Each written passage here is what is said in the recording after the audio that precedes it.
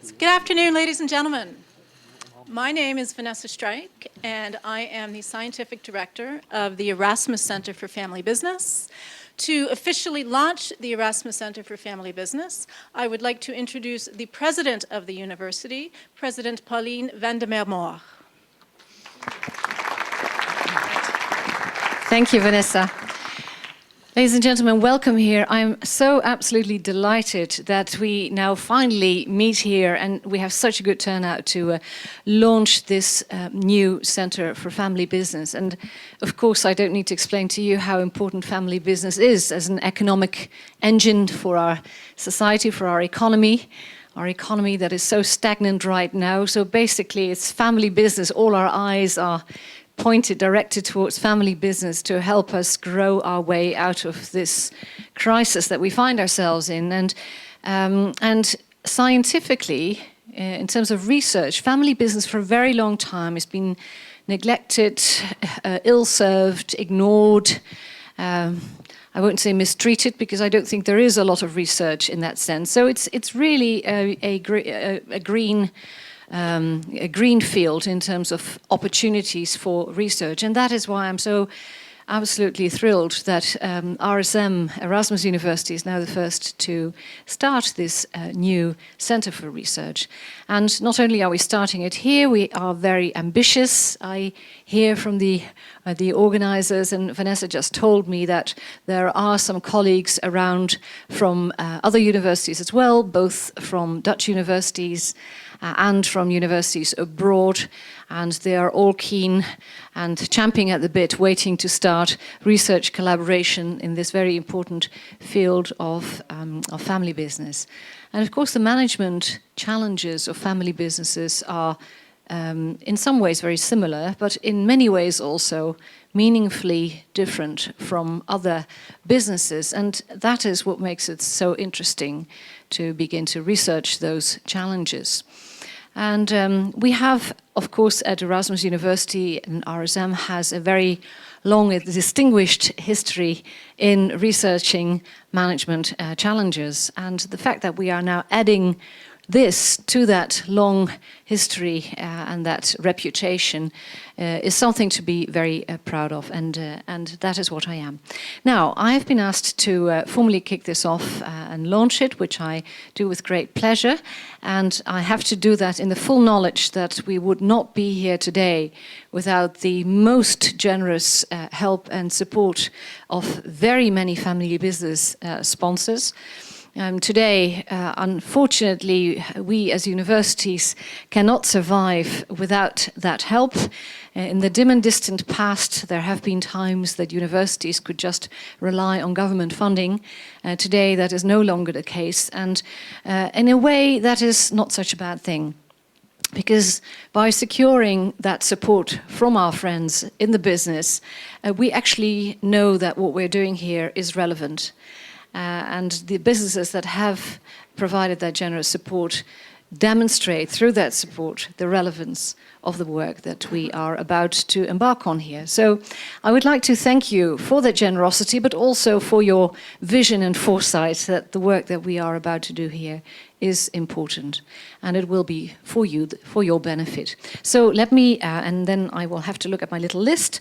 Let me thank, on behalf of Erasmus University, our sponsors, Van Oort, Peterson Control Union, the Stiho Groep, the Kuiper, Royal Distillers, Stichting Bakkenist, and of course our ever reliable and predictable Erasmus Trust Fund. So thank you all to our sponsors. I wish you a wonderful afternoon. Lots of luck to the researchers working on this. Vanessa, good luck to you. Thank you for having me here, and over to you.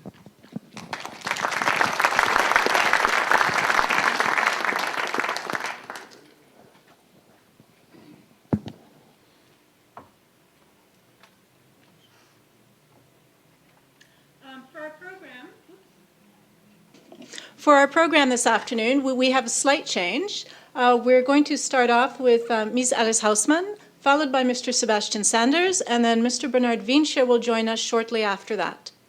And then we will have an academic panel with also family business practitioners where we are going to open up questions to the audience.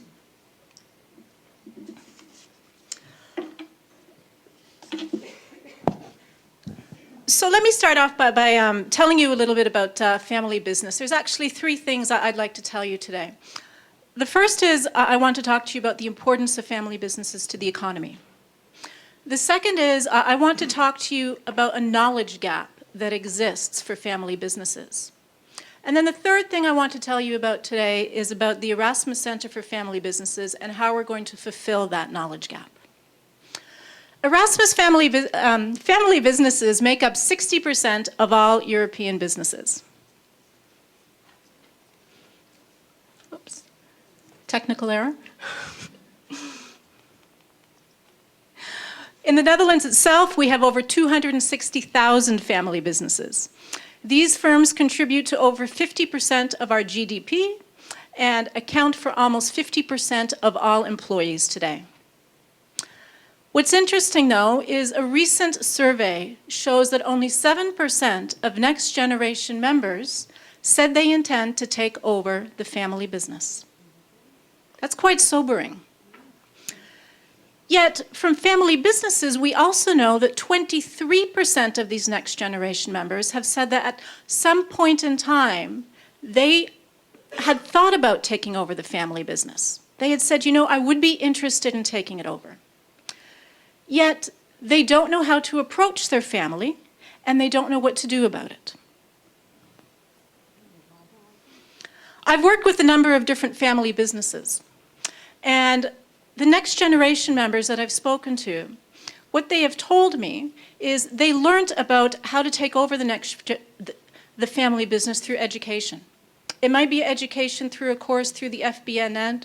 It might be an education through a second degree, such as perhaps taking a master's course. I had a student in my master's course who recently said to me after she graduated, she said, for the first time ever, we're actually talking about these issues. I'm taking home the articles that we talk about in class, and I'm sharing them with my family. For the first time, we actually have the words to identify the issues that we're facing, and we have a language to actually begin speaking with one another about this. And to me, that was incredibly rewarding and incredibly amazing, but also incredibly telling that there's a gap that exists. Because the next generation, they don't necessarily know how to talk to their parents about these issues, and the parents don't necessarily know how to talk to the children about these issues. They also don't necessarily know with respect to the importance of succession planning and how it is that they have to think about these things ahead of time and how to approach these different issues. So our mission at the Erasmus Centre for Family Business is to contribute to the development and long-term viability of family businesses around the world by providing research on family business. So our center is founded upon a good, strong basis of academic research. And then with this research, we will disseminate it to the family business community. We will create a platform where family businesses can share, when they can talk with one another, and they can talk about these issues, and we can help them to address these issues. The vision of our center is to be recognized as one of the leading centers in the development of research and intellectual capital on this family business. Now, a center does not grow, suddenly overnight. I have to tell you, it was about 3 years ago that a gentleman by the name of Mr. Bob de Kuyper approached me, and he said, we have to do something here at Erasmus. We have to do something to educate the next generation of family business leaders. And over the past 3 years, I've worked with Mr. Bob de Kuyper externally and with Professor Dr. Hans van Oosterhart internally to pull together and to develop the Erasmus Centre for Family Businesses. We now have a core group of family businesses who have made a commitment. Not only a monetary commitment, but perhaps even more importantly, a commitment of their time. I'd like to introduce these members to you now, and perhaps I could ask each one of them to stand up as I do so. So the representatives from these firms are Mr. Bob de Kuyper, Mr. Jan Cornelius van Oort, Mr. Peter Pelt, Ms. Juliette Peterson, Mr. Lucas van Meer, and Mr. Reinhard Reinsche. It's these family businesses who have had the vision in order to develop the Erasmus Centre for Family Businesses. So we truly do say The Erasmus Centre for Family Businesses was founded by business families, and it is for business families. Internally, we have a fantastic group of cross-disciplinary researchers. We have Professor Dr. Percy Huygens. We have Professor Dr. Abbe de Jong.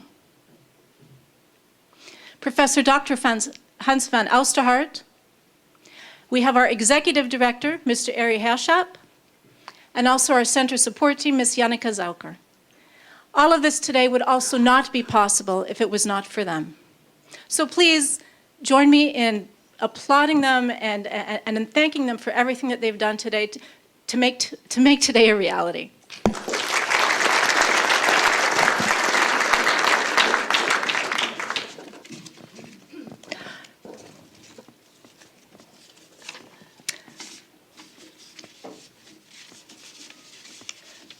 I would just like to now take a few minutes to introduce our first guest speaker, Ms. Alice Hausman.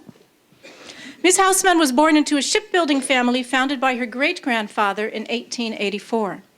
Today, it's internationally recognized as a leading custom yacht builder. The Hausman shipyard was the first in the Netherlands to receive the royal warrant awarded by Queen Beatrice of the Netherlands during the commemorative ceremonies marking the yard's 1984 centennial. Ms. Hausman is now the Managing Director of Royal Hausman Shipyard, proudly the 5th consecutive generation to be at the helm of the family shipyard. Please join me in welcoming Ms. Hausman.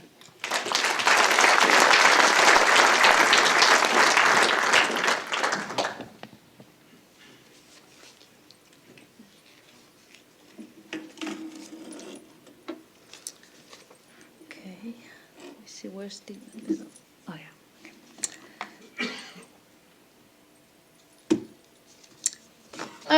Yes, ladies and gentlemen, I'm very honored to have been asked today to give this presentation for the Family Business Launch event. Oh, excuse me. Oh. Just.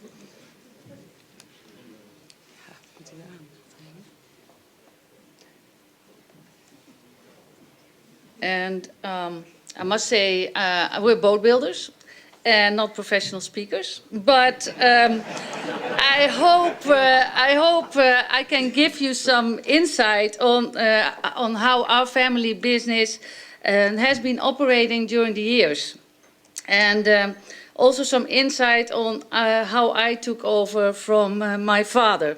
But I'd like to start by giving you a little brief on the history of the shipyard. Our shipyard nowadays in beautiful Vollenhoven, near Giethoorn and Blokzeil in Overijssel, where we employ a team of 360 people. And we build luxurious, custom-built sailing and occasionally a motor yacht with a length of 30 to about 100 meters.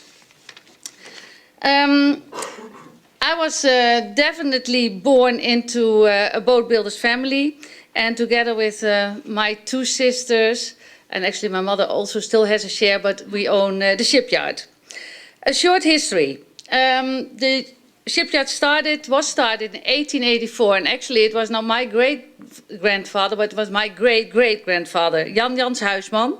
We don't have a picture of him, but here is his son Walter, who was born in 1873, together with his family in a picture in 1905. Walter joined his father, Jan Jans, at a young age to learn boat building and started running the yard in his late 20s. And the yard started off building wooden sailing boats for the Zuiderzee till about the 1930s. And here we have a picture of Walter's sons, Jacob and Jan being my grandfather. In the late 20s, the yard started building wooden sailing boats, wooden leisure boats, next to the fishing boats. As the Zuiderzee was being closed off, fishing didn't go that well anymore, and a change was made. Not easy times. There was the Great Depression worldwide, having taken its toll in Holland as well, and difficult days for the family shipyard. My father, he joined already, he was born in the family too, and here's my father as a young kid and with the yard team in the late 1930s, where we are launching a so-called Beulaker Meerkruiser, small wooden sailing boats, of which we built quite a lot. My father, he did his military time in the Navy, and he came back and he sailed a lot. He was very lucky. He had a chance to go sailing during his Navy time. And he came back and he had lots of ideas how to build boats differently. Of course, had lots of fights with his father about it. But the yard started to build in steel for quite a while. And then in the early 60s, we were one of the first, my father was one of the first yards to start in building in aluminium. Many racing yachts were built, and my father was also a real sailor. And then he took over the business from his father in 1959, and then I was born in 1960. And this is the family table. This is where I grew up. This is together with my younger sister, and this is where we entertained our clients and where we also had our employees coming for coffee break, lunches and everything. My mother would cook. Later on when the yard got bigger, we couldn't do that anymore. And then in 1971, we moved from the Ronduiten, that was where the yard was, near Giethoorn on the Beulaker Meer. The boats were getting bigger, couldn't get them out of there. And then my father moved the yard to Vollenhoven. Always thought that it was a wonderful place and there was enough depth and there was enough space to get the boats out. From 1971 onwards, through the years, new hulls were built, and my father invested always all the money back into the shipyard. Many famous racing yachts were built, and here is one. This is Chitana 6, which we built for Baron Edmond de Rothschild. And then in 1980, and in 1980 is actually the year that I joined the company, the 23-meter sailing yacht Helisara 6 was being built for conductor Herbert von Karajan. And actually, Connie van Rietschoten, a Dutch entrepreneur, on the left side here, he built with us Flyer 1, in which he did the Round the World race in 1977, 1978, and he wanted to do it again. And he saw Helisara under construction. He said, "Hey, Walter, this is what I want to do. I want the same sort of design, and I want to do it again." And he won the Whitbread Round the World race, which is now called the Volvo Ocean race, in 1981-82. And that meant a lot of international recognition for our shipyard. From the early 80s, we started building in luxurious cruising vessels, so not so much in racing boats anymore. We work with famous naval architects and interior designers, and this is one of our first luxurious sailing yachts called Volador. Through the years, the name of the company has changed quite a number of times, from Overijsselse Jachtwerf, W. Huisman BV, and we had lots of names, and at a certain moment, looking at the international character, we changed it to Huisman Shipyard. And as you said before, in 1984, with the 100th year anniversary, we were very honored to receive the predicaat, the title Koninklijk, which we changed into Royal. Through the years, many yachts were built, many yachts. Actually, from 1981 till now, we have done over 43 luxurious yachts for our clients, mainly coming from Europe. A lot of German clients we have, and also from the United States. And actually, this is a gentleman who built with us out of the American shoe business. I must admit that I wasn't sure if I wanted to work in the company. And after school, I went to the MEAO. I went to the USA for 6 months and came back to Holland. I had a big loan with my father and I wanted to go abroad again. My father said, "No, girl, you first pay me back." And then, and so I started working in, we have 2 companies. It's the yard, and next to that we have Rondal, where we're building mast, hatches, winches, so deck gear, not only for our own yachts, but for yachts being built all over the world. So we supply to other shipyards. There was no secretary, small company, so I started as a secretary. And then my father's secretary left. And then he said, now, Alice, why don't you come and join me? And I said, Papa, you know, working together so closely, I don't know if this is going to work out. And I still wanted to work and travel the world. That was also still the idea. But it wasn't easy to say no to my father. And so I started as his secretary. And soon moved into PR and marketing, which was really my thing, and then also moved with him into sales. So I worked very closely with him. My father, he was very, very focused on the technical aspects of the boat and the quality. And he did not, I must say, making money was not the most important thing for him. At some point, he and I shared an office, and so I could become more and more involved. And actually, he always asked me in if he had a problem, whether it was a problem with a client or with an employee. Alice, why don't you come and join us? And so, not always easy, but I must say, I learned quickly.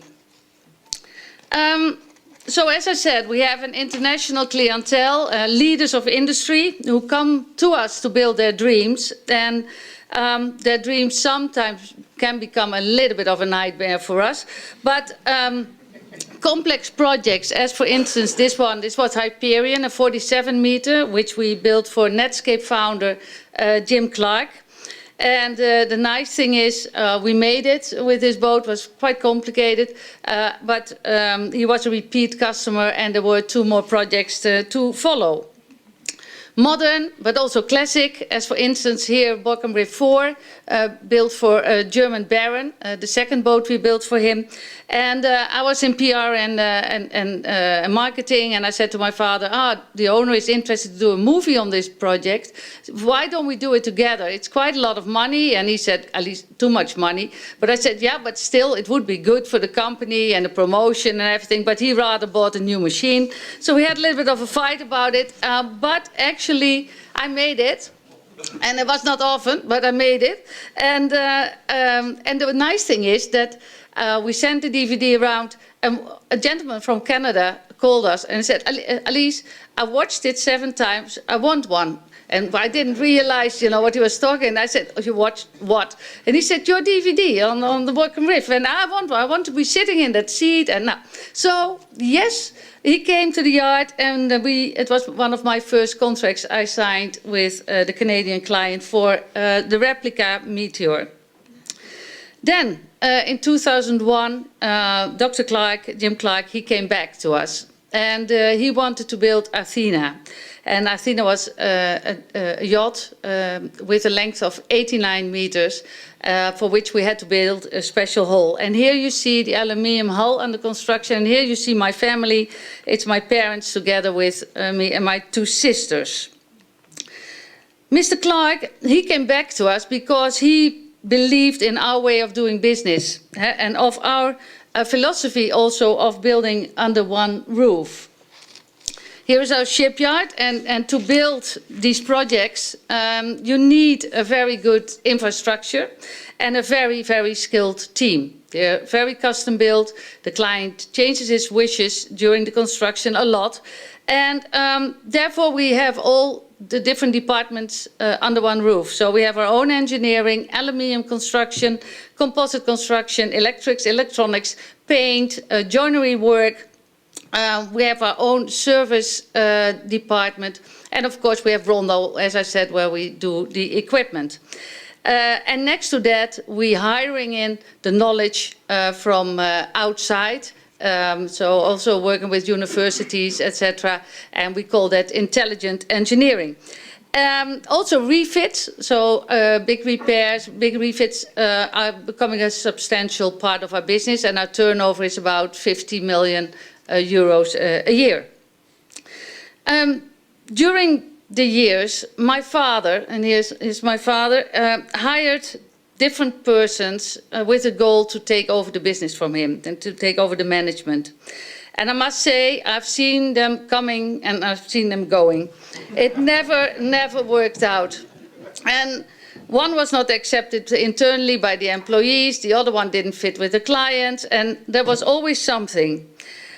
But I think also the fact was, to be honest, that maybe my father was too young. and still too active to hand over the reins of the company, a company which he had built himself.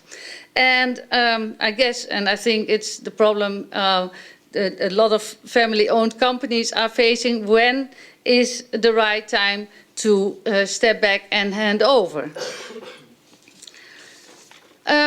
Also, our business is not an easy business, as I said before, and people, you look to it from the outside, and you think, oh, this €1 million projects, and oh, a lot of money and everything, but it's a low margin business. It's a difficult business to make money, and we, as a shipyard, were at the end of the food chain. Nobody needs a boat.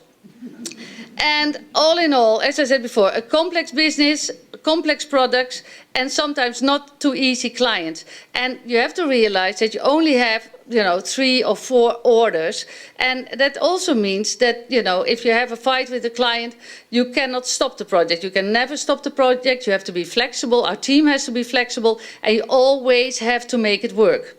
And that's not always easy. And taking this all into consideration, my father felt that the business was not for me. And first of all, I wasn't, and I'm still not technical, and also that he didn't want to put the burden of this company on my shoulders. Also, he felt it was a man's business, and how should a woman spearhead it? So this also means that I was really never educated to take over the managing role. And in hindsight, it would have been much better for me if I would have worked for a couple of years in another company, if I would have had the education, if I would have had maybe a university to help me. But you cannot turn back the clock. It went the way it went.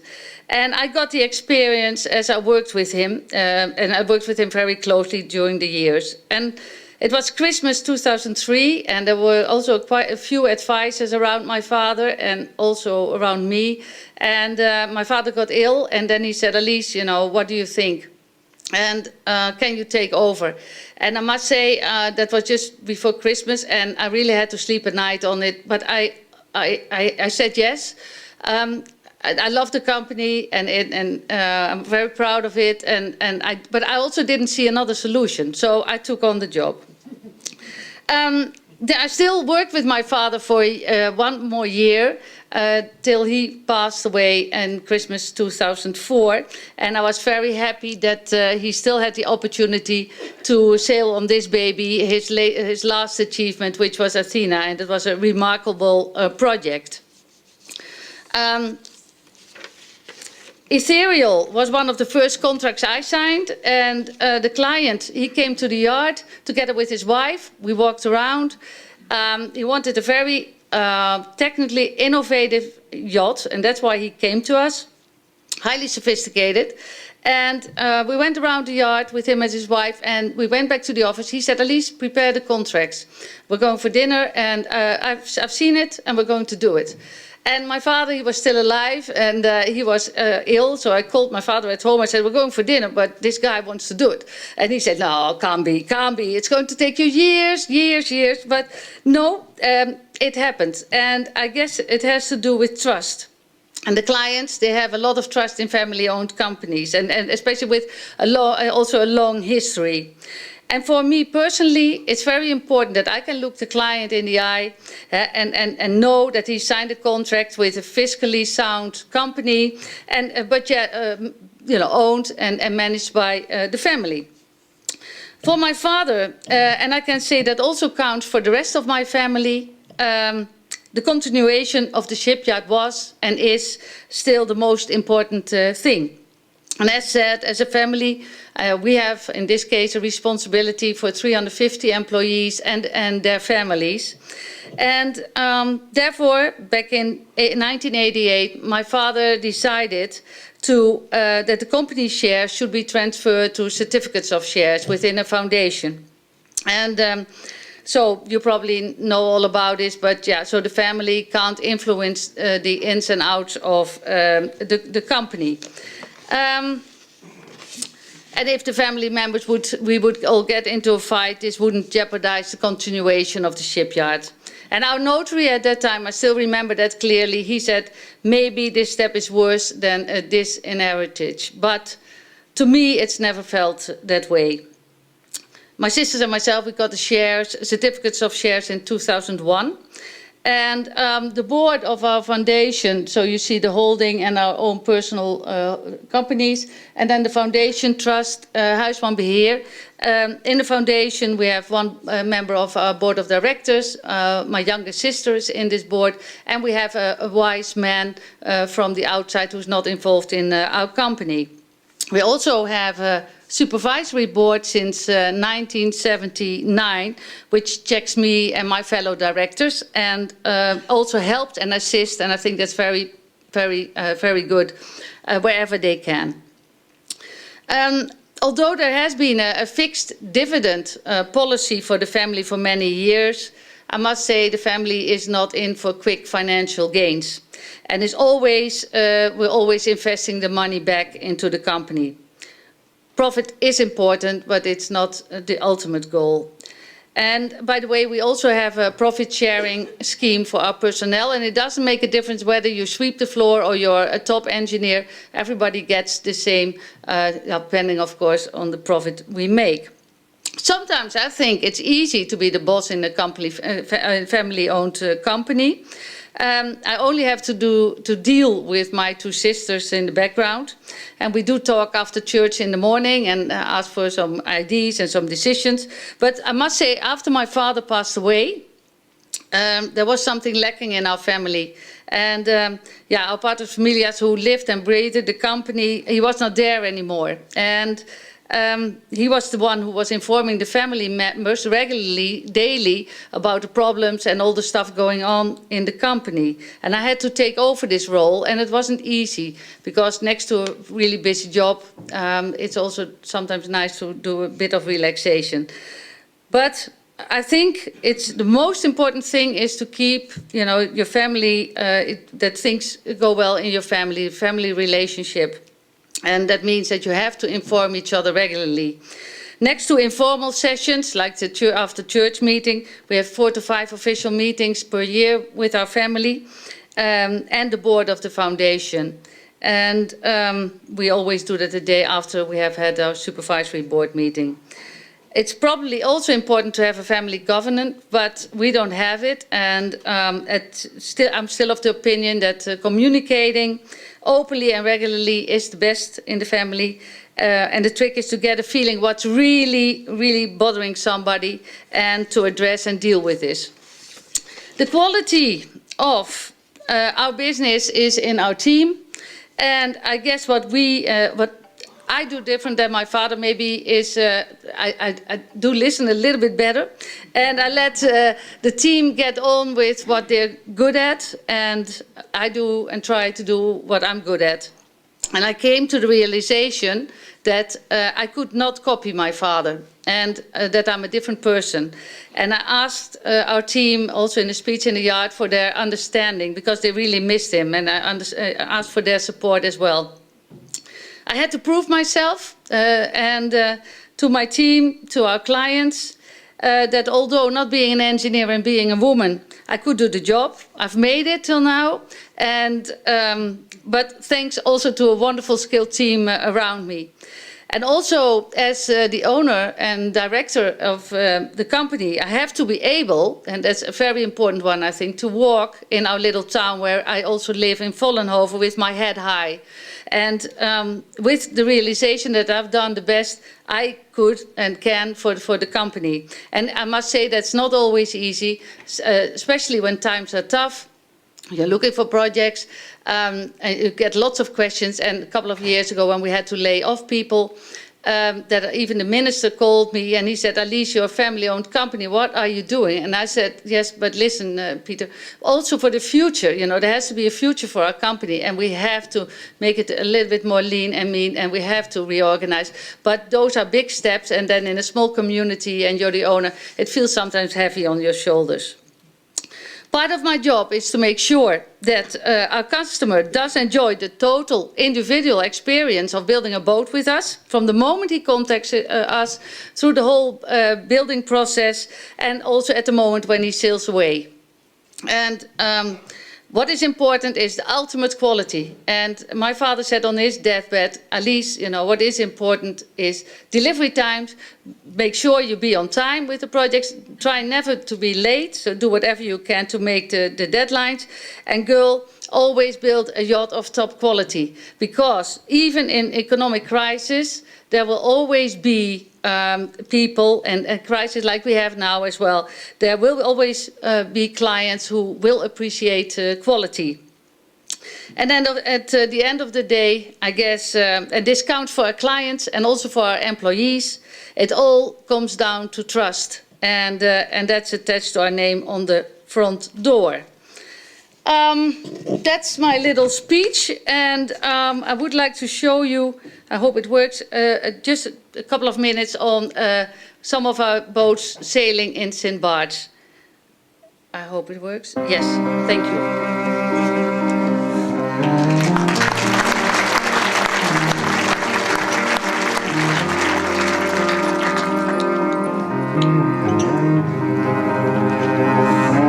Maybe we should switch the light off.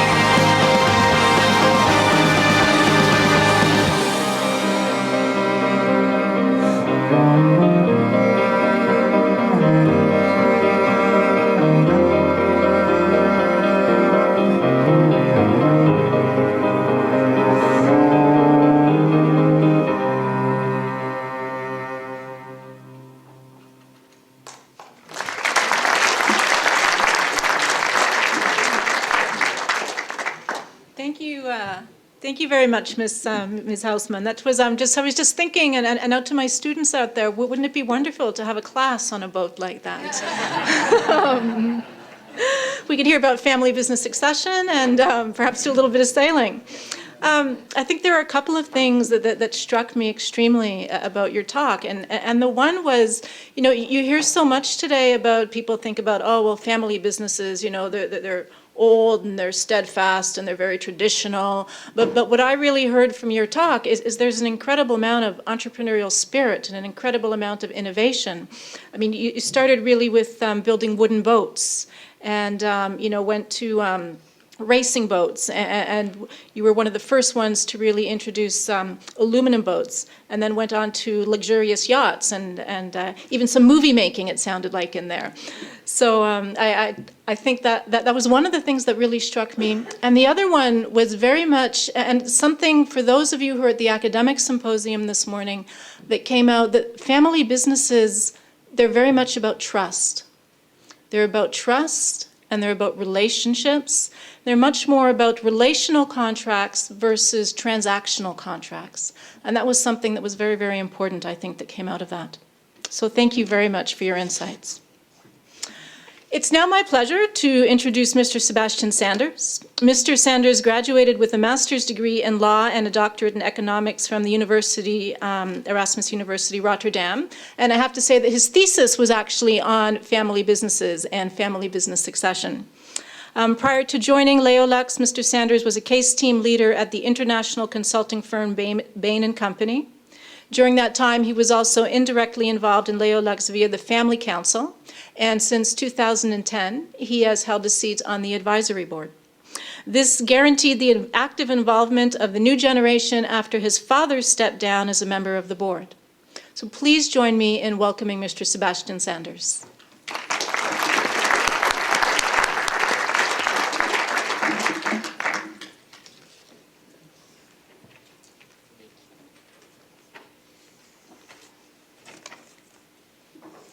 Good afternoon. As introduced before, I've been a strategic consultant before, so for 6 years long I didn't do anything else than building slides. So I'm very proud to have restrained myself today and didn't make any slide. Instead, I want to use this time to share with you a story. A story about a family, a story about a dream, a story about emotions. It's a story that spans 80 years, 3 generations, thousands of products and people, and I have to do that in 20 minutes. So let's say I'm always up for challenge. I will zoom in on more emotional aspects of the transition. Obviously there are way more other aspects that are important, but I'll leave that for the other speakers here today. I'm sure some of that is already discussed. To provide you and myself with a bit of context, I have divided my story in 3 elements. First, I start with a bit of context on myself and the company. Secondly, I will discuss the actual transition and the challenges that we met during the 5 years that took. And thirdly, I will explain why I made this choice to actually join the family business. So to start with the first point, context, I'm Sebastian Sanders, CEO of Leolux. That's one of the leading design manufacturing companies in Europe, and it's an 18-year-old family-owned business in the Netherlands. We're selling our sofas and chairs all around the world, but and that's very rare these days, we produce everything still on the original location in Venlo in the Netherlands. I'm the 3rd generation to steer the company, after my father and grandfather. Before I joined the family business, I studied here in Rotterdam, as introduced before, and I got my master's degree here. After my studies, I worked for 6 years as a strategic consultant. I advised there the blue chip firms like Heineken, Philips, but I also worked in Rome, in Stockholm, part of my time in South Africa. It's quite a broad view there. So yeah, that sounds a whole lot different than working in a middle-sized company somewhere in the south of the Netherlands. And those of you who are from Netherlands, from the Randstad, can imagine how some of my Amsterdam colleagues or my Rotterdam friends reacted when I told them that I'm going to make that move. I'll come back to that later on my 3rd topic, why I did that. But first I want to tell you the story about the actual transition. I want to ask you to imagine a man who made a bold decision after his military service to jump into the family business. He jumped into the business of his father, a strong-headed man, as entrepreneurs typically are. And building on the vision of his father, he developed a vision of his own, a dream. A dream of what his company could be, what his company could mean for other people. How they could add to the lives of people. How they could make sitting enjoyable for as many people as possible. It's not a vision of making the company the biggest company in the world. It's not a dream of making it the most profitable or the most fastest growing or the most award winning. It's about a belief in adding something with your products. The joy of the creator, making something that didn't exist before. Something that has the right to exist. Something that makes people enjoy sitting. By translating into products the emotions they want to feel when they sit in the living room. A product that people recognize. That they can adjust to make it even more theirs. To personalize it. Their product, not ours. This man took full control of the company in the 80s. In the middle of one of the worst economic crises that our country had. He took a risk. A big risk. He was borrowing money to invest in a company that might have well as failed. putting himself and his family of 6 on the streets, with nothing but a loan and broken dreams. But it didn't fail. They survived the crisis. He worked hard and they built Lelux to what it is today. And then comes the biggest challenge of them all. When you start, you're young. When you become 40, you're still young. You become 50, you're at the top of what you can do. And then you start to realize there might be a time where they're not 10 years ahead of you where you still want to work. And you might not want to work in the company till your 70s. So you start wondering, you cannot leave your business unattended. How do you avoid the risk that somebody destroys in a few years what took you your whole life to build up? Can you imagine how it feels when you look back on your 70th birthday only to see that nothing is left from the dream that you have built up? Who understands that dream? Who can you trust to build further on it? Suddenly, all your skills as CEO to make the right decisions seem to fail you. Blocked by that one emotion, fear. Fear to make the wrong decision. An emotion that you never have experienced before. You're the man, you always make those decisions. Why is it now so hard to make that decision? So many things can go wrong. Okay, you have children. If anybody would understand, it should be them, right? Yeah, what if they reject the offer? What if they don't want to be in the business? What if they do not believe in your dream? What if they are not capable enough? Do you have to fire your own children? And then what? You think you're all alone, struggling with this problem. But that is obviously not true. You talk about it more than you realize. Your children struggle with similar questions, with the same emotions. And they ask themselves also the similar questions. Is it my dream to run the family business? What if I fail? What if my father doesn't want me there? What if he thinks I'm not good enough? How do my brothers and sisters react? What do they want? How did we solve this problem? We decided to take an objective approach, trying to bring that big problem down to manageable proportions. We did something that's very counterintuitive to family businesses. We brought in external advice. His job? To get all the emotions on the table, get all the views on the table, get people to talk. So we had individual interviews and worked together as a family on a family charter to codify our beliefs and values. What we wanted to achieve with the family business. High ranking, continuity, responsible entrepreneurship.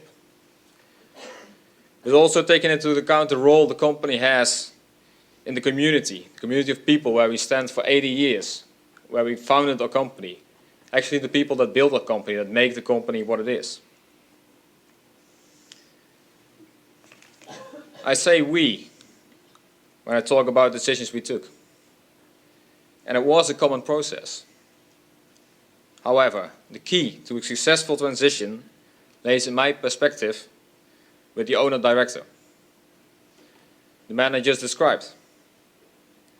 He had the courage to admit that there could and should be a future of the company without him.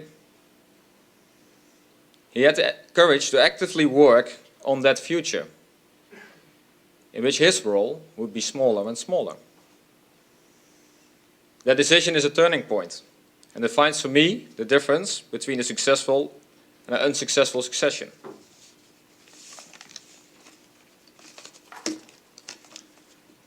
But that's only half of the story.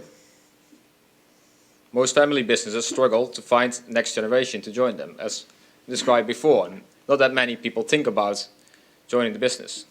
Times are long gone that a son becomes automatically the end son in the father and son corporation. They have other opportunities, and they explore those.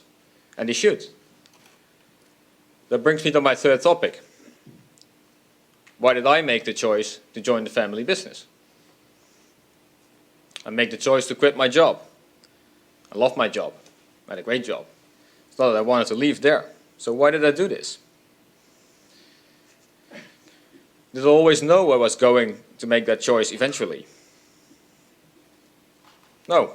It was always in the back of my head. Obviously, I graduated here on succession and family business. I cannot deny that I was thinking about it. But yeah, still, till the moment I made that decision, I could have still gone completely different ways. I could have been a lawyer by now. I could have been still in the strategy consulting. I could have been all around the world, but I didn't. As a small child, I just knew I was going to be the next manager of Leolux. That's how that goes with children logic. My grandfather ran the company. My father took it from him. I would succeed him in the company. But then, if you grow older, you start to realize there are other options. And from that moment, I decided that if I would join the family business, it would be for the right reasons. It would be because I honestly believed that it was a great opportunity for me to take this step, not because I felt obliged to do so. Over the years, during my professional life as strategy consultant, I developed a stronger interest in the company. I also became more actively involved. I was first the head of the family council, but for 2 years already actively in the board of advisory. And always went to fairs and visit the company when there were new presentations of products. And I started to be more linked to the company. And I started to see, like, hey, I like this company. My father already stepped down in his active role as CEO. Our family role was in transition. A fully external management was running the company, and family members were involved only as owners or on the advisory board. The dynamic that change brings to a company makes elementary questions very relevant. What do we as a family want with the business? And especially, what does the next generation want with the business? Do we have a special emotion with this business, over and above any other? Do we want to keep our family capital locked up in that business? And if we want to keep that business, should we then not take responsibility and help steering that company to preserve your family values that are in there? I called my brothers and sisters together to discuss these questions. Only my brothers and sisters, deliberately not my father, since I wanted them and myself to make an independent decision. What did we want as the next generation? The overwhelming answer from my brothers and sisters was yes. Yes, we do have a special emotion with this company. Even if we are not actively involved, we do want to keep it. We do want to preserve it as a family business. We do want to keep our family capital locked up in there, and that is fine. That's great. We want to keep that. But we also do believe that if we want to keep it as the business as it is, somebody from the family needs to be actively steering that company. So I went back to myself and asking the question, do I want to be that person steering the company? Do I want to make that choice for the rest of my life? The rest of my life, that sounds pretty heavy. But I think it is. It's not a career switch that you can turn back when it doesn't feel well. When you go back to another company and say, fine, this didn't work out, and do something else. This is a company where 450 families are attached to it. Families working there for 25 years, 40 years, most of them. Always been linked. Families were linked to this company for generations. Their father worked there, they worked there, their children might work there. This is grounded in that community. You cannot easily walk in and walk out or just sell the company. So for them, this is not just a job. For them, this is their family. This is their life. And not to speak of the lifelong work of my father, who made this company for 40 years. He put all his energy in it. You cannot simply throw that away. I asked myself that question. And I realized It was actually not a hard question. Sure, there are rational challenges. It's not as easy to jump in as an advisor and just suddenly become a CEO of a company. That brings challenges. And working with a major shareholder who himself has been a CEO of that company, that complicates the matter. And if that man happens to be your father, that's even worse. However, all these challenges are just that, challenges. Challenges on your path to pursue a dream.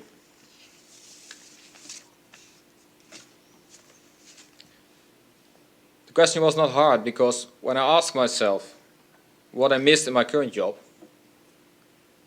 what was the single most important thing to pursue for me, it was not working for the largest company, the most profitable, the fastest growing or most award winning.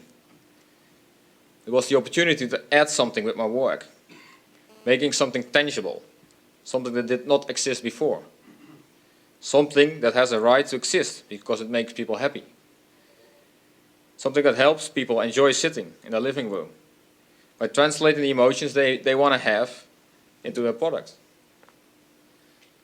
A product that they will recognize as theirs when they see it.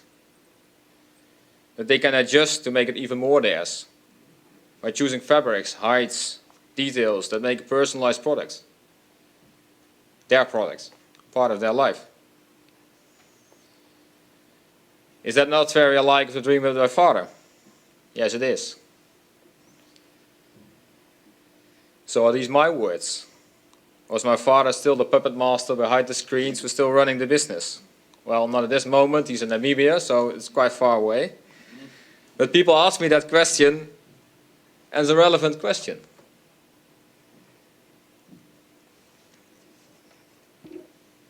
People also ask other questions. Do you have many arguments? Do you get enough room to implement your own ideas? It is relevant because many people in the organization can get quite confused if they don't know who is actually running the company, because there's two people running around there. Who's the actual decision maker? The old CEO or the new one? You can try to cast that in iron and to write down who's deciding what and who's not deciding what. That doesn't work. The way we behave, the way we act, that makes who's making the decisions there. We've made it very clear to the organization that I'm the one who makes the decisions. My father is the advisor. That wouldn't work if he was not the one restraining himself and stepping back and saying, it's not me to decide this. And on the other hand, it's also for me to ask him for that advice and to decide to listen to that advice at many occasions.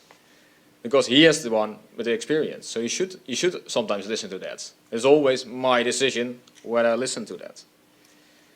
And it's always his decision to trust me. Because that's the one fundamental thing that makes this transition possible. Trust in each other. Trust that you have the same dream. That you have the same dream to pursue with that company. If you don't believe in that anymore, it doesn't work out. Well, as long as we have that trust, I can live with any quarrel we have of lesser details. That doesn't matter. I'm in this role now for 8 months. On one of my first consumer shows in a design center, a woman walked up to me. It's a woman from about 60 years old. She didn't know who I was, what my role was in the company. And we got into conversation. She told me that she had been looking for a new couch for over 4 years now. She could never find what she wanted. No couch fit to what she wanted. And she told me, I saw the Felicia on one of our new couches. She told me, I immediately knew that was it. That was my couch. She told me that with so much joy that I almost thought that she was the one trying to sell me that couch instead of the other way around. And these moments remind me of why I'm doing this. And remind me why I made the right choice for the rest of my life. Thank you.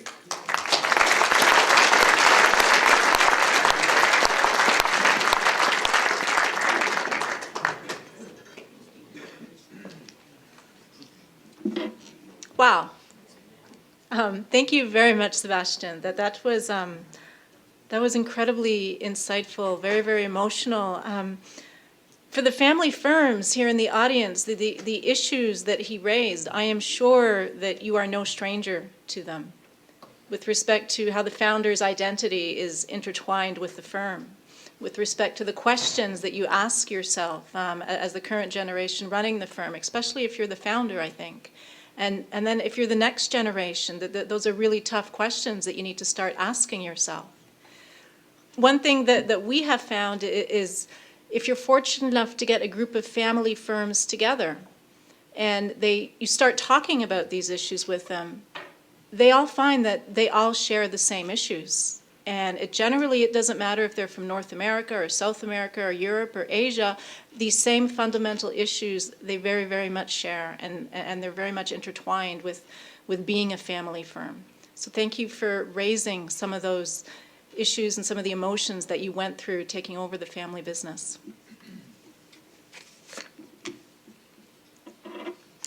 It is now my pleasure to introduce Mr. Bernard Wientje. He is the president of the Confederation of the Netherlands Industry and Employers. Mr. Wientje, who is currently fulfilling his third term of office, comes himself from a family business background and followed into his father's footsteps by going into the family business. Among his many commitments, he's chairman of the Dutch Employers Cooperation Program, a member of the governing board of the Koning William I Foundation, the deputy chairman of the National Crime Control Program, a member of the Olympic Plan 2028 Alliance, amongst others. So please join me in welcoming Mr. Bernard Wientje.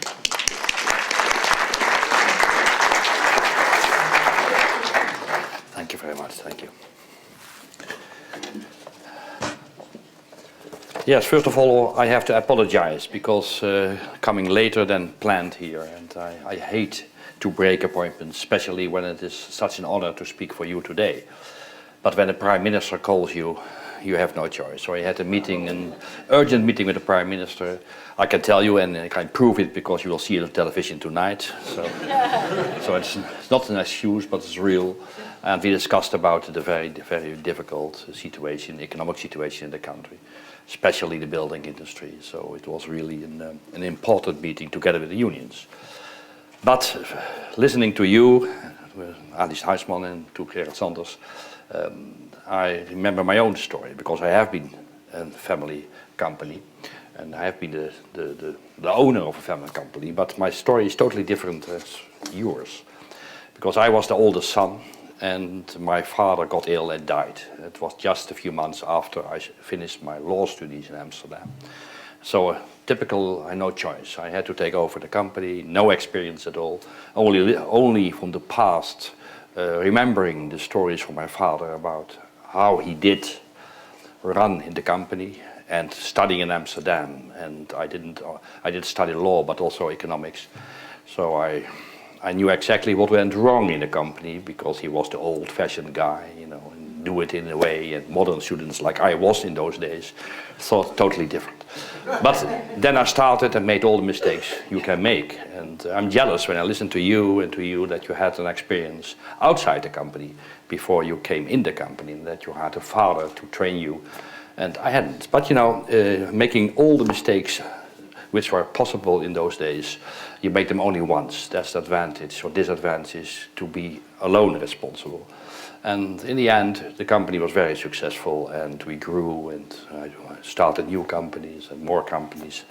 And then, of course, in the end, then I was, I think, about 58, 59, long time ago. Then I had to make the decision about the future. I have two sons, wonderful sons. I go next week together, the three of us, weekend New York, and then no women, just the three boys, and wonderful. And then we talk always, we do it already more than 15 years. And one of the items was always the future. And it was clear already many years ago that my sons didn't want to follow me. So one of them went to America, that's the reason that we go to New York, just for training, for studying. But you know, he made a mistake, many mistakes. Many men make. He fell in love with an American girl, and was so in love. He said, I stay in the United States. And he lives now already, I think, about 15 years, first in San Francisco, now in Chicago.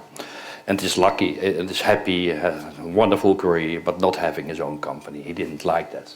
My second son is an artist, very, very successful artist in design, in graphic design, most of that. So I was sure, having wonderful companies, but no one to follow me. And then, of course, you have to make the decisions, and I had to sell the companies, which is painful, which is not easy, but in the end, it always feels better than I've seen so many, many families transferring the company to the next generation, and which was not capable to follow the parents. So in my situation, I sold the companies to family businesses, and they're still doing very well. And as a result of selling one of my companies to a multinational company in Germany, they asked me to join the board, so the last 5 years. Before I happened to be chosen, or be appointed to be the chairman of VNO and NCW, I worked for a multinational. So I have an experience of as well, the small, very small, when I started the company it was very small, a medium-sized family company and a multinational. That's my personal story. Now my official speech. Of course, we are lucky enough in Holland that we have so many family businesses. They represent a specific kind of entrepreneurs. Of course, there are many resemblances with other entrepreneurs, but there are some concrete distinctions. Family businesses are different because they have a strong focus on long-term and continuity to the next generation, on ownership, on not forgetting their roots. That's different from, let's say, public companies.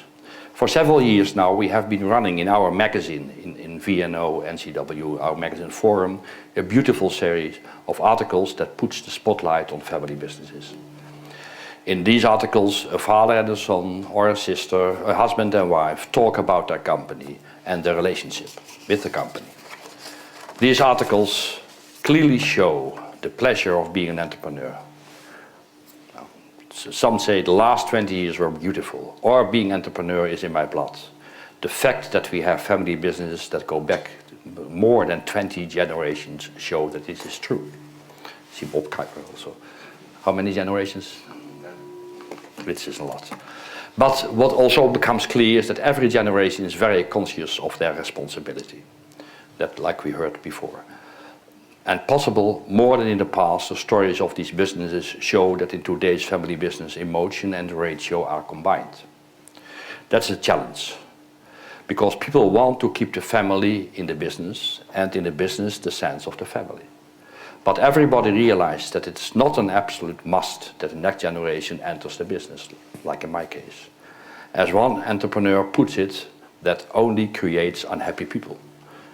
Like I told you, in my own family business, I have the experience. But if the next generation is family, there's a great awareness that the succession has to be dealt with professionally. It's not only about intuition anymore and being given the keys of the factory. The transition between the departing generation and the coming generation is dealt with care. This is also where VNO NCW comes into the picture role. I can imagine there's a feeling among family businesses that their importance is not always recognized in the country and in the politics. For us, it's a very important group. Of course, we noticed as well that politicians and officials were not very familiar with a group of entrepreneurs. This image started to turn already before the last financial crisis. There now is a great awareness that this form of entrepreneurship is crucial for the Dutch economy and its recovery. This has helped our lobby greatly. For family business, it's important that there are minimal obstructions when it comes to continuing the family business. Of course, the succession law plays a key role. We saw that it could end in situations where the fiscal laws had such a large impact that this endangered normal, healthy family companies. By underlining that, all of us, also the tax revenues, are better off when a company is able to grow and expand. We succeeded in changing the succession laws by more and better exemptions and by improving the possibilities to start transferring shares during life. or we say in Dutch, giving with a warm hand instead of a cold hand. Furthermore, we lobbied for structural measures directed at growth and innovation. Innovation is not always linked to family business, which is not justified. That's why a lot of the innovation instruments have been transformed from subsidies to fiscal measures, which is more attractive for companies like family companies. We strongly oppose a further juridification. For instance, by obliging family business to work according to the corporate governance code, which is in some political parties the wish to change. And that brings me to the current political developments. Allow me to go back in time, although only for a few months, to the summer period. At that point, the election campaign started. At that point, everybody was expecting a landslide victory for the parties with the strongest views on the left and the right, the populist parties like the SP and the PVV. Both proposed an agenda that worried us. In the first case, it would lead to radical measures for companies, with fiscal proposals that would harm entrepreneurs, as are gathered here in this room. And in the second case, with a strong anti-Europe agenda. More than in previous elections, we were very outspoken during the campaign, and even started a strong pro-Europe and internal market campaign, because we felt it was important that people would know the economic consequences and take that into account. We all know what happened. Only 2 months later, the results from the elections were completely different, and condemned two parties to each other with a very different program. They worked rapidly, and instead of deleting dossiers by lack of agreement, they exchanged, they compromised. What happened next was again a novelty in politics. The last decade has been a remarkable political scene. And because the enormous effect of some measures, this government started with big problems before the official inauguration. We are lucky, very unlucky, because trust is very important, and instead of rebuilding it, this had harmed the trust we want consumers and entrepreneurs to restore. Hopefully, with the last changes, we can now start rebuilding this trust. But putting aside these startup problems and looking at the coalition agreement, this resulted in an agreement that does not shun any reform. On the contrary, they aim at structural solutions for problems that have come to an absolute standstill in the care, in the housing market, in the labor market. Painful measures, but necessary. Our financial situation needs to be in order. Look at France right now, again losing their AAA status. We are glad that this government continues the agenda for entrepreneurship and innovation, under the old name of economic affairs, but with continuation of the top sector approach. Other good measures are leaving the taxes for entrepreneurs intact and reducing €2.5 billion red tape. But the package has painful consequences for companies and citizens. The burdens for companies will amount up to €2.5 billion. And the measures that hit the incomes of employees and citizens will also have a negative economic impact. We will work very hard to bend several measures into the right direction. As social partners, we have been asked, and we feel this responsibility, to come to a common social agenda with the unions. This will be a challenge.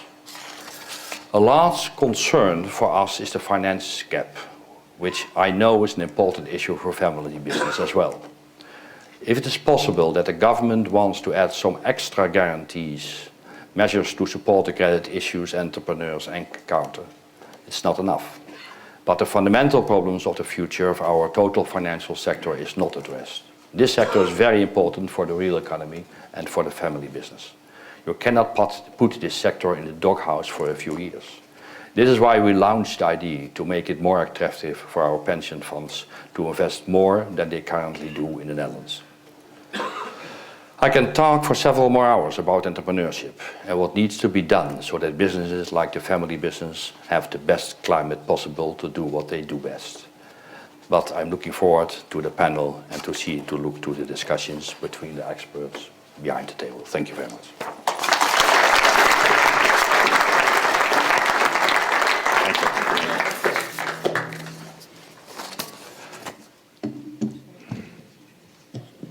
Thank you very much, Mr. Vince, for your comments.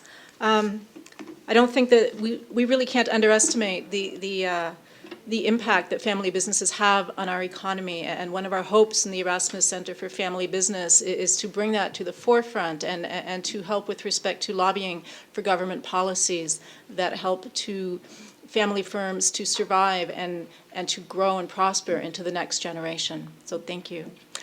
Before we go on to the next section, to the expert panel, I would like to present each of our keynote speakers with a gift that we have. As our logo for the Erasmus Centre for Family Business is that of the family tree, we thought it was only fitting that we present each of our keynote speakers with actually a tree, an olive tree that they can take and they can plant actually into their garden. Do we?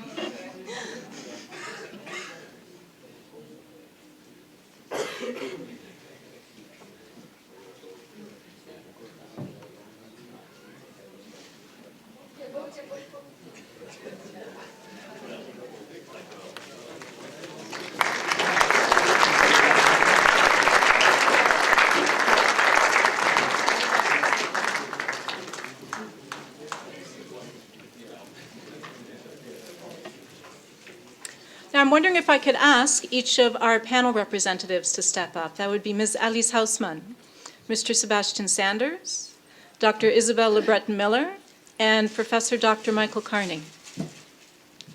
Sorry, I have to leave. Continue with discussion. Thank you so much.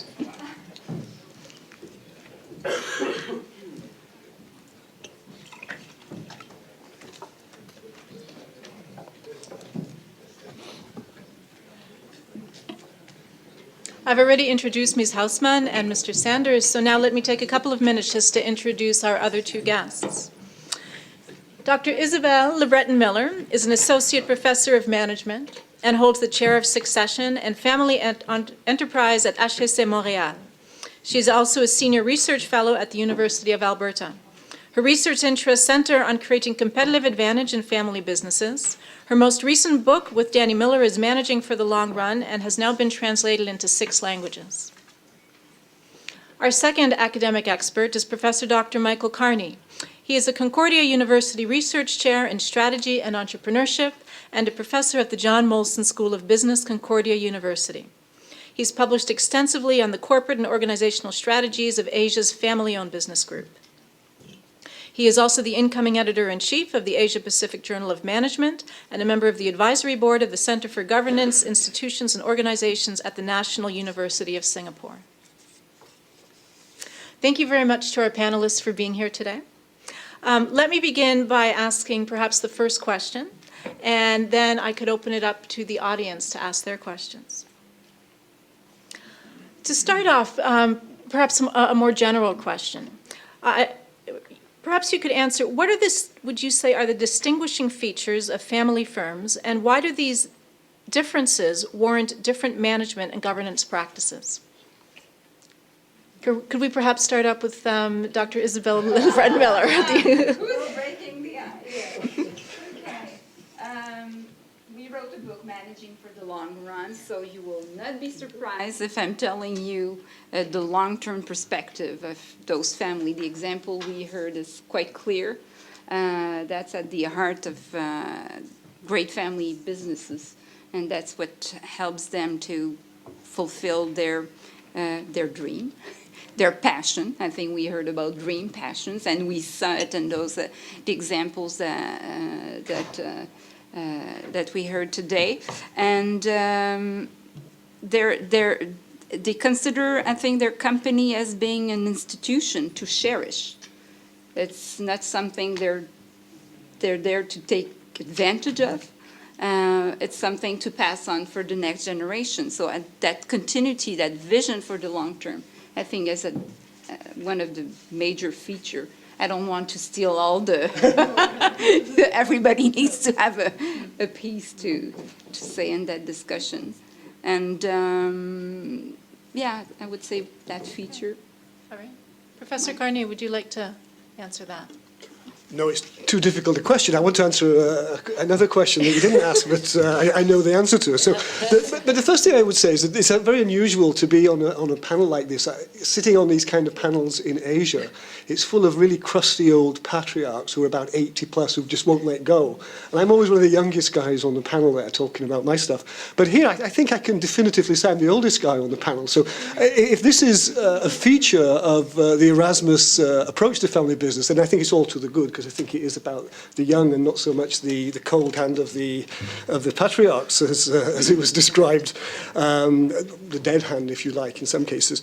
But I think that the difficulty is, I see families are getting smaller. And I just wonder, this issue of succession is not the question of just how do you hand it over to the son, because sometimes, or daughter.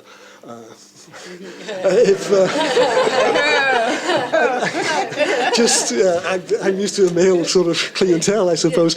But the role of sort of intermediaries, I think, is something that plays a very important part. And you talked about the foundation, and you're kind of both sides of the foundation, which I thought was very interesting. And you're talking about the advisor and trying CEOs and all this. And I think our knowledge about that has a very narrative quality. We all are here telling stories about our story. And I think what we want to do is, given the size of the problem, given how many people grow older and have to pass on the business, that we need a better knowledge of that. And I know that what Isabel has said, that goes beyond narrative, that goes beyond some kind of principles that can give concrete advice, so that we can go beyond the stories.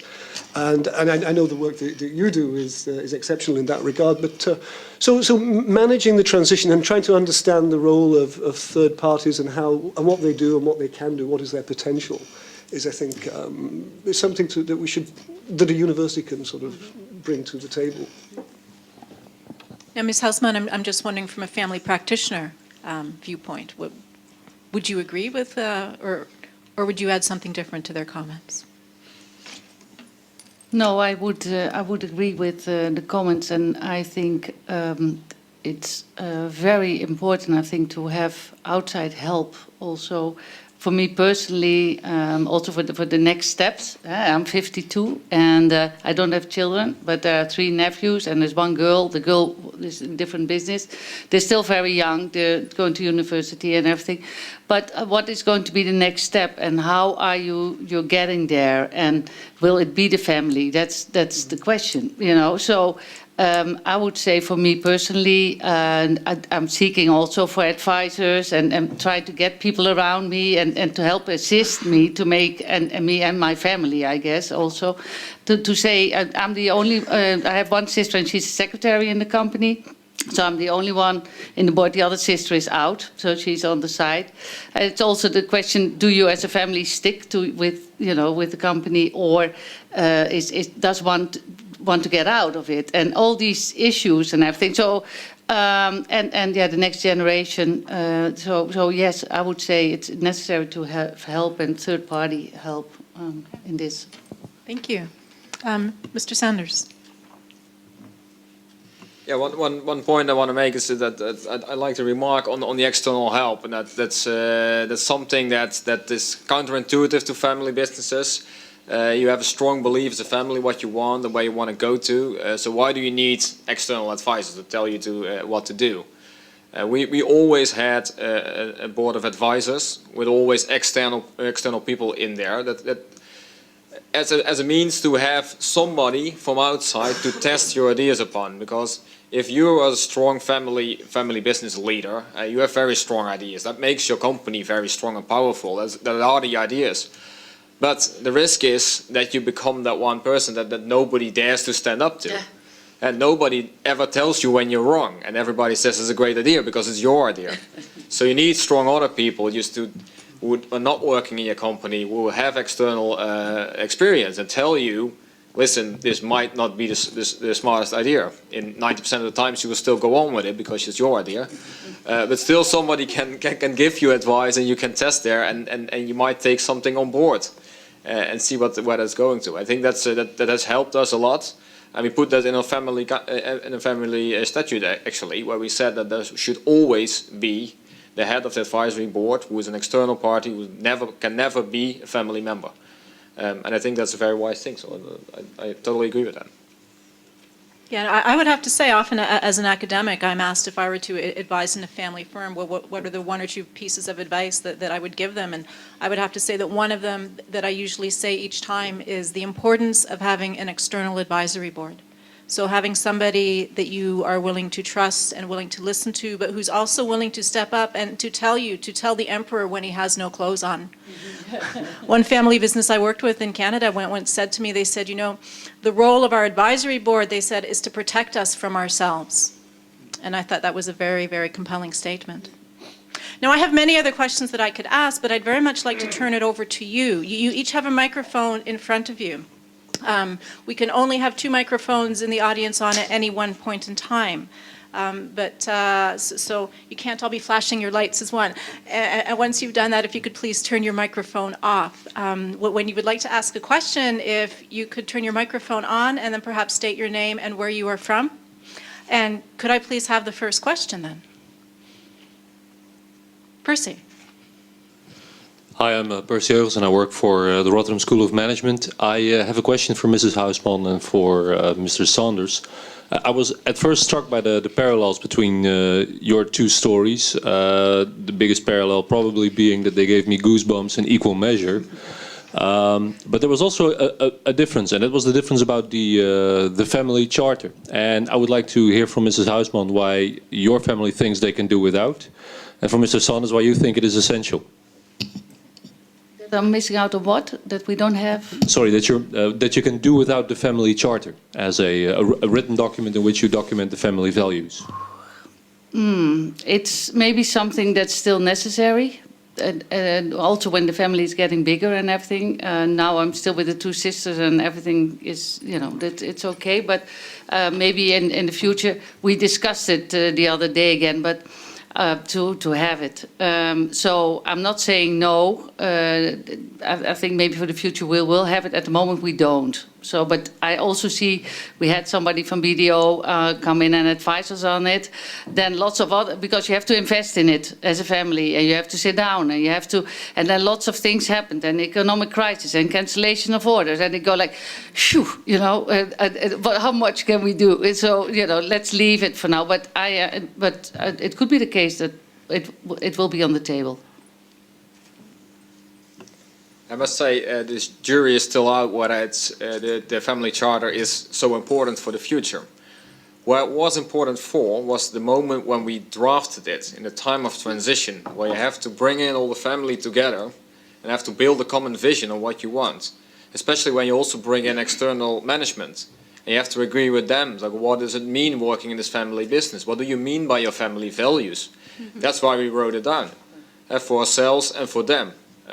But if you turn to a situation where you have a family actually steering the company and you have a close family ring around it who actually are kind of common in the same direction, they know where we're going, it's less important to write it down, because in the end it comes down to the common belief, and a common belief is very hard to put down in a charter, because anything that you write down, I studied law, I know how hard it is to write something down. In the end, you write something down that is interpretable. That's why we have judges who have to interpret the law in the end.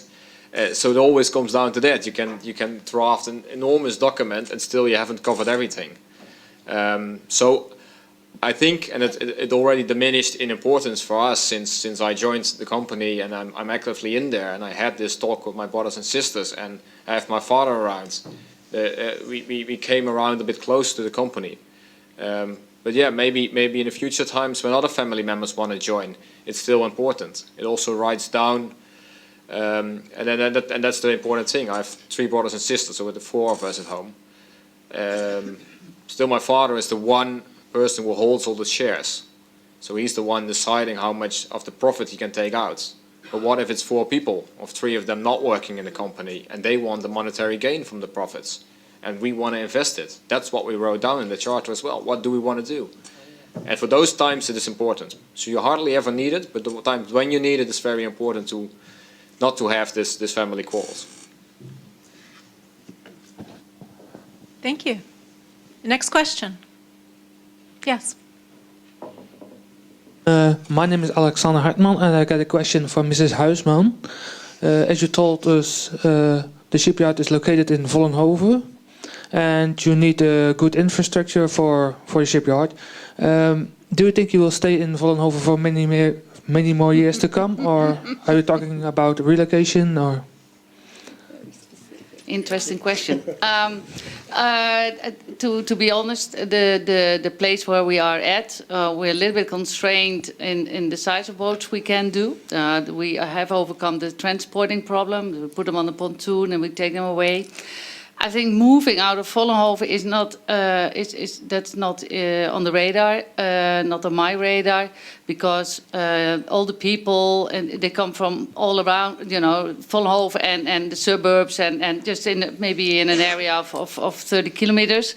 There are a lot of skilled, trained people. So the only thing for the future is we are looking maybe for the future to have another location as well, which would be on the sea. And that means for bigger yachts, but also for big refits. And so we're looking into that. But I think at this moment in time, we're still fine in Vollenhoven. Thank you. Yes, Ingrid? My name is Ingrid Verheul from the Department of Strategy and Entrepreneurship, and I have a question about whether you think, whether the panel thinks there's a trade-off between the goal of continuity. You see that family businesses want to deliver the business to next generations and introducing new products into the market. It goes together. It goes together. I think that's one of the challenge. We always think succession, but also the innovation part is very important to bring your company to the next generation and etc. I think that's a crucial element. You can't se reposer sur ses lauriers to rest on your past success. You really need to renew. And that's quite a challenge to make sure you're having very entrepreneurial people, entrepreneurial family businesses. Yeah. But does it then help maybe to transfer it to a non-family member, or do you see that after transferring a business to a non-family business member that there could be a different approach to the business? What are you transferring here? Management or ownership? The business or ownership, yeah. It's two things. Okay, I'm sorry. So, I'm not really a family business expert both here. or one of the pieces. Maybe Mike, you want to? I would say that family businesses have both advantages and disadvantages, and if they had just advantages, they would just be the only kind of business, and there would be no other. But there's other kinds of business, and they have advantages and disadvantages too. And I think with respect to innovation, family firms have a special kind of advantage with innovation, and I think you captured it nicely with the description of the gradual, over 150 years, the gradual accumulation of knowledge. From making little wooden boats to these massive ocean-going yachts, there's a clear line of innovation. Now, there's, I think, a vested interest in the family company of doing that, not taking too much of a risk, and it provides that kind of continuity and innovation.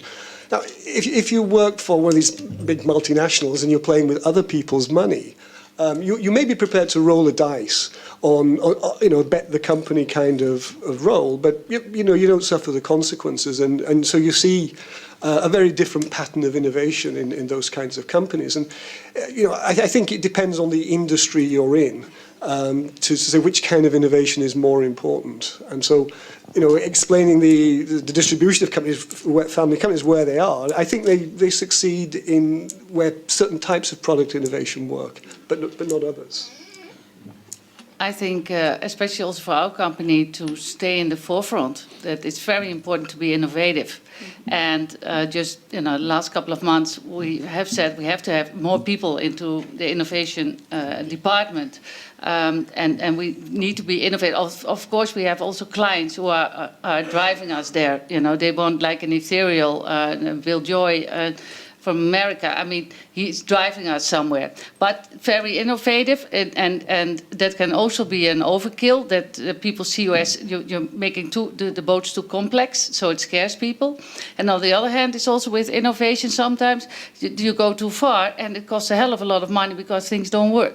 So you have to, and then as a family you go like, gee, what has happened here? You know, why did we let this happen? You know, and it's so it's always it's a difficult, but it's very important that also for a family-owned business, if it's family-owned or not, I don't think it's very important.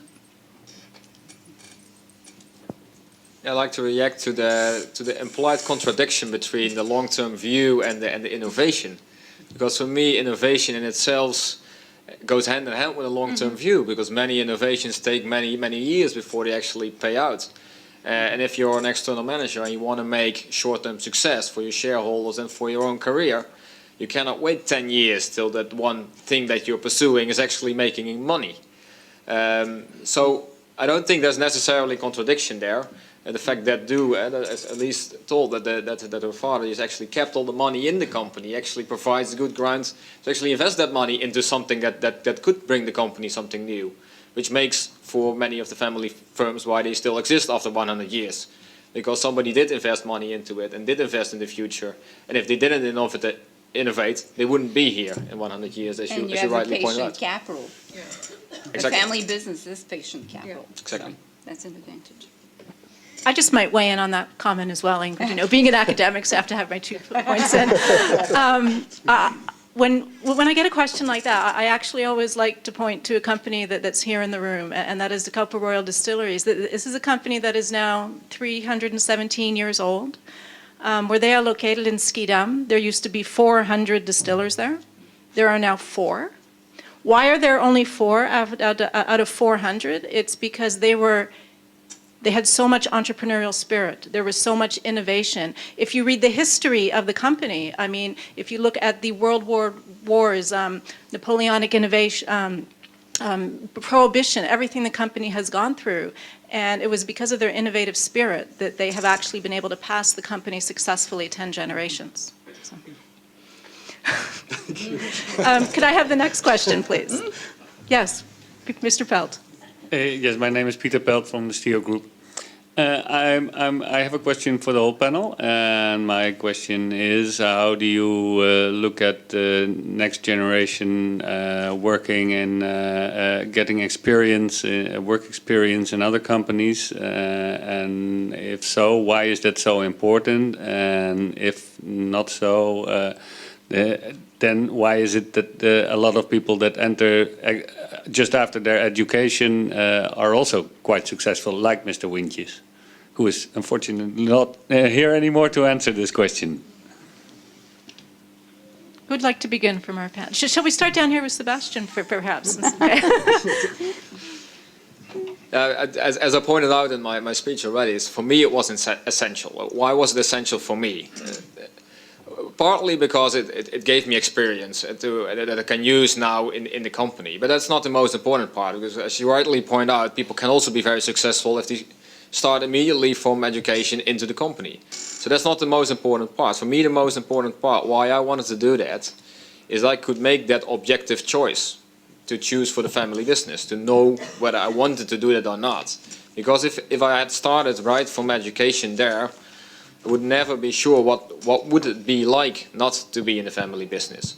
Would have been successful outside.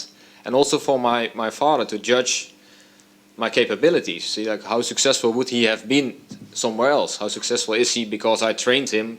How much can he do without me? Because that's always there, right? You learn from the one guy who's training you.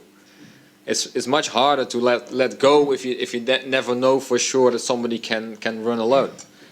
So for me that was important, to have that test period, to see that for myself, but also for my father and for the company, that I could do something outside the company and not just because my father was holding my back. So that's for me the reason.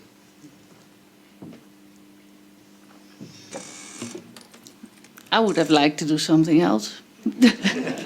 No, I always like to start up a restaurant, but that never happened. So I'm trying to help my niece to fulfill her dreams there. She's in the restaurant business, but I think well, I've missed not working in another company, and I think it would have been good for me. And to see how different companies work, and I think it would have been quite a good experience. But also maybe also the more training and management as well, more studies. That would have been good for me too. And you would say, why haven't you done it while you're a director now? And I think that comes with the fact that you're being lived in our company. I mean, it's with your clients and everything. It's a hard job, and it takes lots of hours. So, but I think for the nephews. Are pushing them to go abroad, get the international experience, go and work in America, go and work in Germany, go and work, and get it, get a feel for it. So, and I would insist also that they do that before anybody joins the company. And if they would join the company, they will also be selected on the qualities for the job, and not because they're a nephew. Yeah, I think that would be my answer too. Is from the perspective of the successors, gaining perspective is a wonderful thing. You just have so much more. But I think from the perspective of the father or the patriarch or matriarch, if you like. Sorry, my gender neutrality disappears all the time.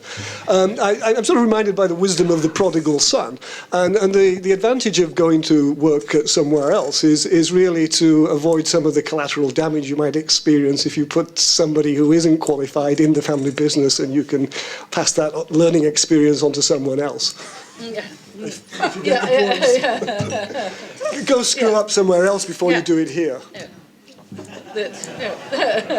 Okay, never thought of that one. The prodigal son, he goes No, okay. I very much agree with that. I tell my students who are from family businesses, and they ask me, well, why should I go somewhere else? I say, you know what, go make a mistake in somebody else's company first. Yeah. It's much better to do that as opposed to making the mistake in your own company. Yeah, where it's visible in front of all the employees, your family man. Yeah. So I think to gain legitimacy, experience, it's good for the company and it's good for the person. I think it's a win-win. And I think that's also important. It's much easier for people outside your own company, if you're just in a big corporate somewhere, for your manager to point out your mistakes. Because everybody makes mistakes. That's how you learn. It's very hard in your family business actually to reprimand your own son and to tell him that he made a mistake. And to teach him that, because you're always too hard or too soft, right? It's quite hard to actually be objective to somebody that's that close to you. So also for yourself to learn that, to make those mistakes, that's also linked to the point where they said, why do you need external people on your advisory board? You need somebody to tell you you're not good at this or you are good at that. Because to be honest, if you run out of university, you think you know a lot, but if you join the real world and start working in the business, you learn that you can make many mistakes there. As Loreen just pointed out, so you start and you make all the mistakes by yourself, and that's good. You have to do that. You have to learn that, but you might want to do it outside. And you build confidence when you go out. And often, if you come back, and if it's a founder, male or female, those people have huge personalities. They're very successful. So if you're just a little kitten and getting there, you're going to get crushed and you will never. I think to build some confidence experience from outside is important. Do we have another question? Oh, we have several. In the middle of the room. My name is Arjen Brusset, Ernst & Young. In general, the appetite for succession is quite low within family businesses. Do you have any ideas or suggestions how we can improve the appetite for succession? The appetite for succession. Not many people want to. No, appetite. It's the same word in French. I just didn't hear properly. I'm old. Well, I mean, I guess I spend a lot of time in Asia studying Asian family businesses where the appetite for succession is almost non-existent. It's not only low, it doesn't exist. People want to go out and start by themselves. And so you see lots of very young startups where people are forming their own companies rather than taking over the business. And I think what you see is constant renewal from different starting points. You don't try to solve things within the context of the family. You just go out and do your own thing and prove yourself. And so, you know, I don't sort of necessarily buy into the idea that you should just encourage people to take choices that they wouldn't otherwise make. I think I'd look at the other side of going out and doing something different as being, you know, potentially, you know, more profitable use of resources. You know, on the other hand, if there is the appetite that's there, then by all means cultivate it. But that appetite for succession is a bit weird in the sense that a lot of people, I think it's the same in the Netherlands, like in Canada, we all say for the last 10 years, there's a huge cohort of people who are going to leave the business right now. It's going to be a big disaster. But those people are not leaving. They're in full shape. They're 50, 60, even in their 70s. They're not willing to live. They're still having full of energy, and we all say, oh, succession, succession, succession. So the kids or the ones we see in our classes or close to us, it's a weird message. Finally, it's not so much succession is to work together. I think we don't address that, or at least it seems to me there is a huge kind of a gap. We never talked about that period, like we might be working with daddy and mommy for 10, 20 years because daddy and mommy are in full shape and they're full of ideas. They're the ones who were often the founders and yeah. Well, the youthful sort of makeup of our board today is actually interesting and refreshing because we are living longer lives, and you're saying people are 70 when they can leave. And so your children might be 45 at that point, and they have alternative careers, and they've already made a mark somewhere else. And so the appetite for succession is just, you know, demographic fact of an aging population in many ways, isn't it? Or to think about working together. Because you have two cases, like you're not sharing the maybe a bit with your dad. Your dad is still there, but I suspect we have like a dream world. The person, often the daddy, leaves. He disappears. He goes on the golf course. You know, I don't know where he is, or philanthropy, and you're having the company all for yourself. But I don't think it's reality. And also we see a lot of also co-leadership. We always think that. Here we just have one person taking over, but I think more and more we see a lot of, or at least in my classes, I see my student talking, yeah, with my brother, we're thinking about it, it's not obvious, daddy doesn't want to leave, and he's in full shape, and it's not a clear. I still wonder, I mean, so I worked with my father all these years, and then I took over from him, and I became managing director, and he stepped back, and he was in the background, and he was home, you know, so he was sick, but came to the yard sometimes, and he would want to know every sort of day, you know, what happened, and what was being done about it, and what problems you had, and everything. And we had our little issues and everything, and now he was a great guy, but I do wonder if he would have still be alive and everything, you know, how would that have worked? I mean, he would probably overruled me, or, you know, gone to the guys directly. I mean, it's that's so. I wonder, you know, and I can also see, you know, that it can create also problems and how to deal with that. Did you want to? No, go ahead. Okay. All right. Thank you. Ingolf, I saw that you had a question, perhaps. Yeah, good afternoon. My name is Ingolf Freim. I'm a student, master's student here at RSM. I wonder, I could imagine that a lot of small and medium-sized family businesses have trouble recruiting talent from universities. And like, especially if there are these huge companies around who are like massively recruiting. So I was wondering like how Ms. Hausman and Mr. Sanders are approaching this challenge, or whether they see this challenge as well. Thank you. Yes, yeah, definitely see that challenge, especially when you are a business not located near the big Dutch cities, because many people don't want to move all the way to the south, which is not that far away as Canadian people would think that's just around the corner. So yeah, that is a challenge, and that brings me to one of the things that actually is an advantage of family businesses. Would I have been in this company with my education? Would I have applied for a job at this company were not my family business? Probably not. So that's the link with your family is that you could get people in who actually have a tie with that company and want to be in that company because they have something special there, and that brings in talent. And you see that with many family businesses where there is talent there which probably otherwise wouldn't have been in that company, and brings that company actually to the next level.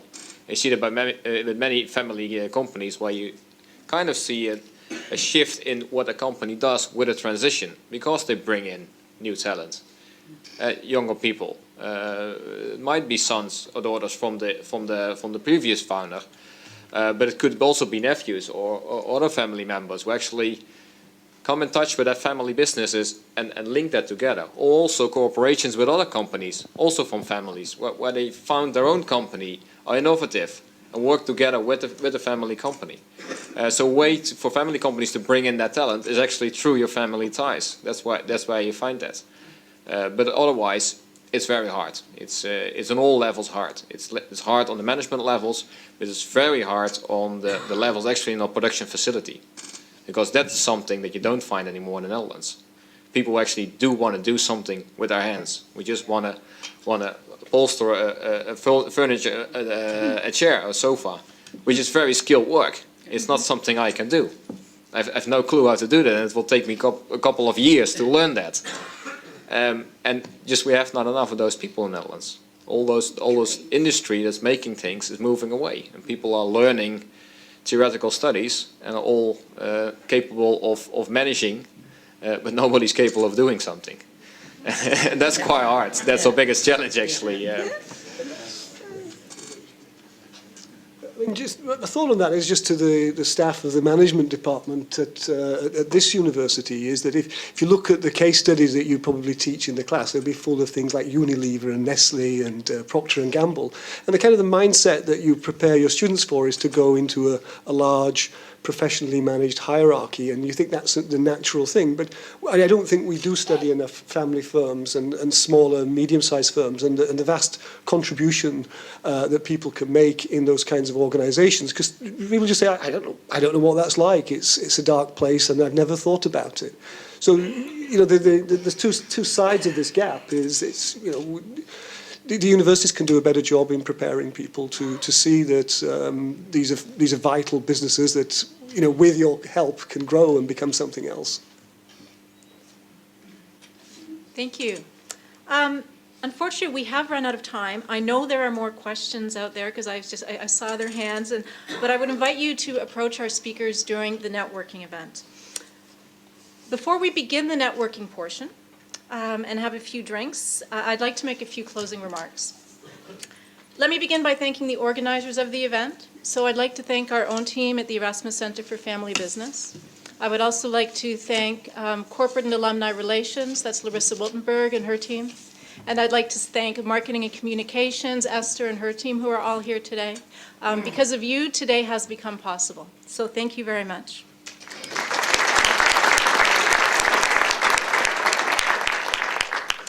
You have our speakers, our expert panelists, you have given us a lot of food for thought today, especially as we move forward with the Erasmus Centre for Family Business. We as a center, I think we have a challenge. We have a challenge to make a difference to the family business community. And I'd like to share a little story. That there was a famous anthropologist who used to go to his beach house at the ocean to do his writing. And every morning, before he would begin his writing, he would go and take a walk on the beach.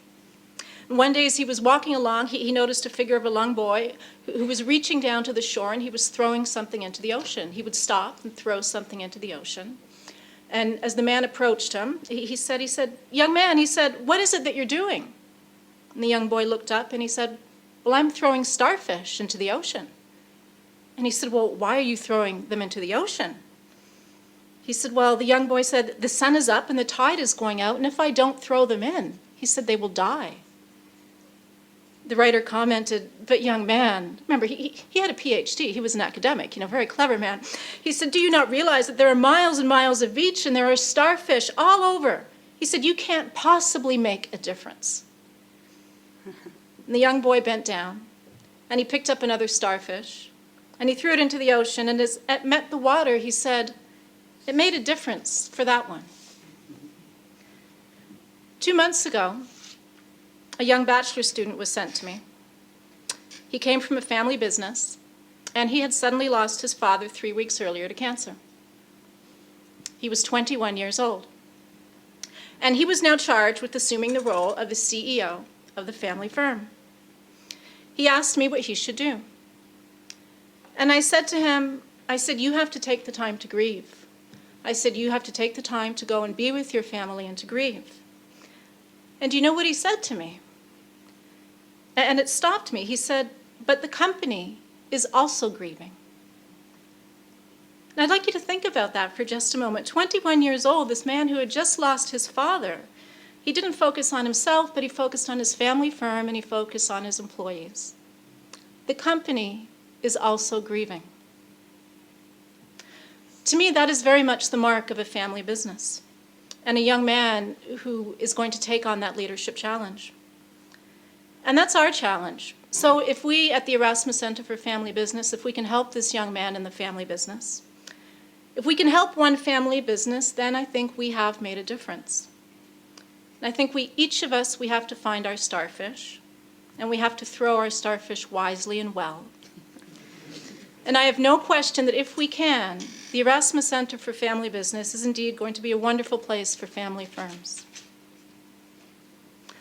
So I now invite you to join the networking portion of our event. I'd like to thank DeKalb Royal Distilleries for providing our welcome drink, Peachtree Bellinis.